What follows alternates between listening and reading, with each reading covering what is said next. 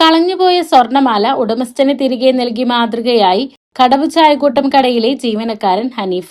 മുല്ലശ്ശേരി താണവീതിയിലുള്ള ചങ്ങരകുമരത്ത് പ്രവീണിന്റെ 2 പവൻ തൂക്കം വരുന്ന മാലയാണ് നഷ്ടപ്പെട്ടത്. കടയിൽ ചായ കുടിക്കാൻ എത്തിയതായിരുന്നു പ്രവീൺ. ഇതിനിടെയാണ് മാല നഷ്ടപ്പെട്ടത്.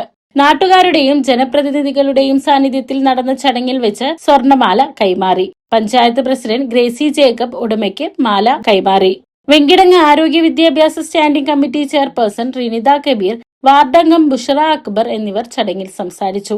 സ്വർണത്തിന് വില കൂടിയ ഇന്നത്തെ കാലത്ത് നഷ്ടപ്പെട്ടുപോയ സ്വർണം ഇത്രയും സുരക്ഷിതമായി തിരികെ ലഭിക്കുമെന്ന് ഞാൻ കരുതിയിരുന്നില്ല എന്നും പ്രവീൺ പറഞ്ഞു. ഹനീഫയ്ക്ക് സ്നേഹ സമ്മാനവും നൽകി. ഇന്നത്തെ സമൂഹത്തിന് വലിയൊരു സന്ദേശമാണ് ഈ കൂട്ടായ്മയും ഹനീഫയും നൽകിയിരിക്കുന്നതെന്ന് പ്രസിഡന്റ് പറഞ്ഞു.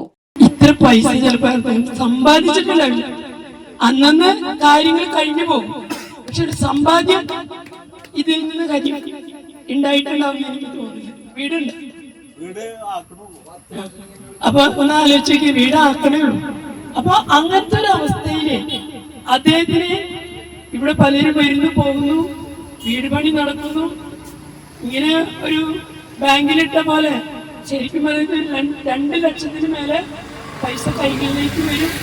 ഇതൊന്നുമില്ലാതെ നമ്മുടെ അന്യന്റെ മുതലിനെ ആഗ്രഹിക്കരുത് എന്നുള്ള ആ വചനം അത് മുൻനിർത്തിക്കൊണ്ട് തന്നെ എനിക്ക് ഈ ലോകത്ത് അള്ളാഹു തരുന്നത് മാത്രമാണ് എന്റെ സ്വത്ത് എന്ന് കരുതിക്കൊണ്ട് അദ്ദേഹം ഇത്ര നല്ലൊരു സത്യസന്ധതയ്ക്ക് മാതൃകയായതിനെ അദ്ദേഹത്തിന് ഞാൻ നമിക്കുകയാണ്.